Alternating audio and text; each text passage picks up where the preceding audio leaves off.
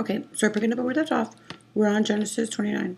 And because we'll do a small prayer before we start. Dear God, thank you for today, for another chance, for giving us your mercy in your days, in the days and things to come, Father, that you never withheld anything from us. Give us a chance to receive those things that you've had for us that are hidden in our hearts, Father, that we might be able to receive from in this time, in this world, in our living days. In Jesus' name, pray. Amen. Okay, so we're gonna go to Genesis 29. That's where we stayed off at Genesis 29, right? Yes, okay. So then Jacob hurried on, and finally he arrived to the land of the east. He saw a well from a distance, 3 flocks of sheep of goat laying in an open field beside it, waiting for the waters. But the heavy stone covered the mouth of the well. It was custom to wait there for all the flocks to arrive before removing the stone and watering the animals. Afterwards, the stone would be placed back over the mouth of the well. Jacob went over to the shepherd, and he asked, "Where are you from, my friends?" "Oh, we are from Haran," they answered. "Do you know of a man named Laban and his grandson Nahor?" He asked. "Yes, we do," they replied. "Is he doing well?" Jacob asked. "Yes, he is well," they answered. "Look, look, here comes his daughter Rachel now with the flock." Jacob said, "Look, it is still broad daylight, too early to round up the animals. Why don't you water the sheep and goats and they can go back to the pastures?" It says, "We can't water the animals until the flocks have arrived." And they replied, Then the shepherd moved the stone from the mouth. Then the shepherds moved the stone of the mouth from the well, and we water all the sheep and goats. Jacob was still talking to them when Rachel arrived with her father's flock. She was a shepherd, and because Rachel was his cousin, daughter of Laban, his mother's brother, and because the sheep and the goats belonged to his uncle Laban, Jacob went over to the well and moved the stone from the mouth and watered his uncle's flock. Then Jacob kissed Rachel and wept aloud. He explained to Rachel. He explained to Rachel what he was their cousin on his father's side and his son's aunt Rebekah. So Rebekah quickly ran and told her father Laban. As soon as Laban heard that Jacob had arrived, he ran over to meet him. He embraced him and kissed him, and he brought him back home. When Jacob had told him his story, Laban exclaimed, "You really are my own flesh and blood." After Jacob had stayed with Laban for about a month, Laban said to him, "You shouldn't work with me without pay, just because we're relatives. Tell me how much your wages should be." Now Laban had 2 daughters, and the older one was Leah, and the younger one was Rachel. And it says, "Well, there was no sparkle in Leah's eye, but Rachel had a beautiful figure and a lovely face." Since Jacob was in love with Rachel, he told her father, "I will work for 7 years if you give me Rachel, your younger daughter, as a wife." "Agreed," Laban replied. "I'd rather give her to you than anyone else. Stay and work for me." So Jacob worked 7 years to pay for Rachel, but his love for her was so strong that it seemed to him like a few days. Finally, the time came for him to marry her. "I have fulfilled my agreement, Jacob," said Laban. "Now give me a wife. Give me my wife." So he slept with her. Then Laban invited. Wait. "Now give me my wife so I can sleep with her." Okay.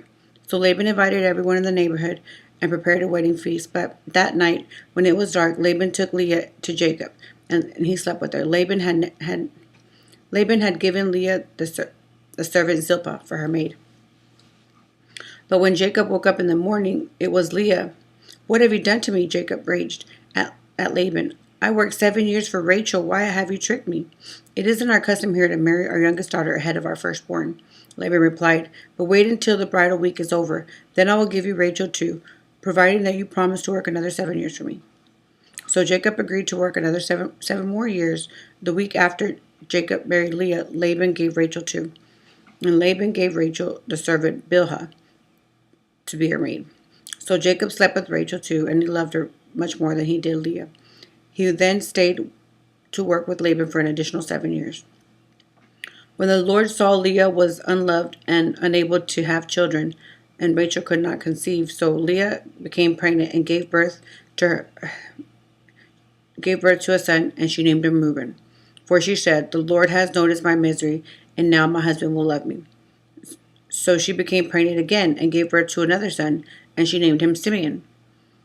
For she said, "The Lord heard I was unloved and gave me another son." Then she became pregnant a third time and gave birth to another son, and she named him Levi. For she said, "Surely this time my husband will feel affection for me, since I have given him three sons." Once again, Leah became pregnant and gave birth to another son, and she named him Judah. For she said, Now I will praise the Lord." And she stopped having children. And now we're going to Genesis 30. When Rachel saw that she hasn't had any children from Jacob, she became jealous of her sister. She pleaded with Jacob to give me a child or I'll die. When Jacob became furious. "Am I God?" he asked. He said, "He's the one who has kept you from having children."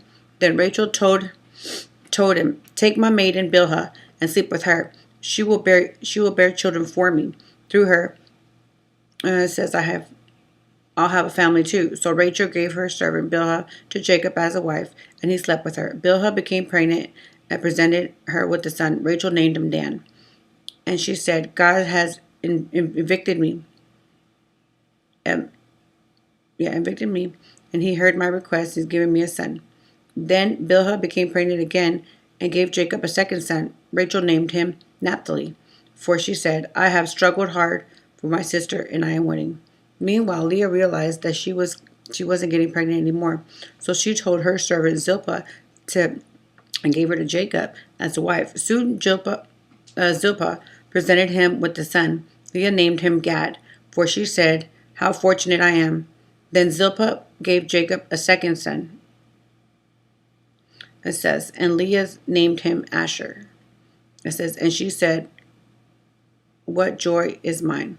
Now the other women are celebrating with me. One day during the wheat harvest, Reuben found some mandrakes growing in the field and brought them to his mother Leah. Rachel begged Leah, "Please give me some of your mandrakes." But Leah arguably replied, "Wasn't it enough that you have stolen my husband? Now you want to steal my son's mandrakes too?" Rachel answered, "I will let Jacob sleep with you tonight if you give me some of your mandrakes." So that evening, as Jacob was coming home from the field, Leah went to meet him. He said, "Come sleep with me tonight." She said, "I have paid for you with some mandrakes that my son has found." So that night he went to sleep with Leah, and God answered Leah's prayer, and she became pregnant again and gave birth to the fifth son of Jacob, and she named him Issachar. And for she said, "God has rewarded me and given my servant to my husband and as a wife." Then Leah became pregnant again and gave birth to a sixth son and named him for a son of Jacob, and she named him Zebulun. For she said, "God has given me a good reward. Now my husband will treat me with respect for giving him six sons." Later she gave birth to a daughter and named her Dinah. Then God remembered Rachel's plea to answer her prayers and enabled her to have children. And she became pregnant and gave birth to a son. And God had removed his disgrace. She said, "I will name him Joseph." She said, "For the Lord has added another son to the family." Soon Rachel gave birth to Joseph. Jacob said to Laban, "Please release me so I can go home to my own country. Let me take my wives and my children, for I have earned them by serving you, and let me be on my way. You certainly know how hard I have worked for you." "Please listen to me," Laban replied. I have become wealthy, for the Lord has blessed me because of you. Tell me now how much I owe you." "Whatever it is, I will pay you," Jacob replied.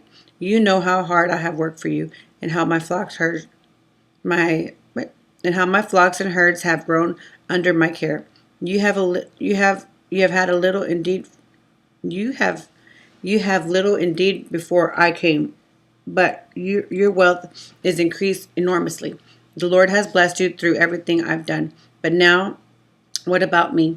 It says, "When I start providing for my own family, what wages do you want?" Laban asked again. Jacob replied, "Don't give me anything. Just do this one thing, and then continue to tend and watch over the flocks. Let me Inspect your flocks today and remove all the sheep and goat that are speckled and spotted, along with all the black sheep. It says, give these to me as my wages.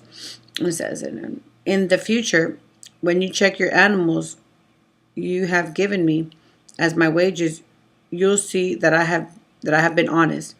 If you find in my flock any goat without a speck or a spot, or any sheep that is not black, you will know that I have stolen it from you. All right, Laban replied. It says, I will be able to say that. But that very day Laban went out and removed all the male goats and with speckles and spotted with white patches and the black sheep, and he placed them in the care of his own son, who took them a 3rd-day journey to Jacob's.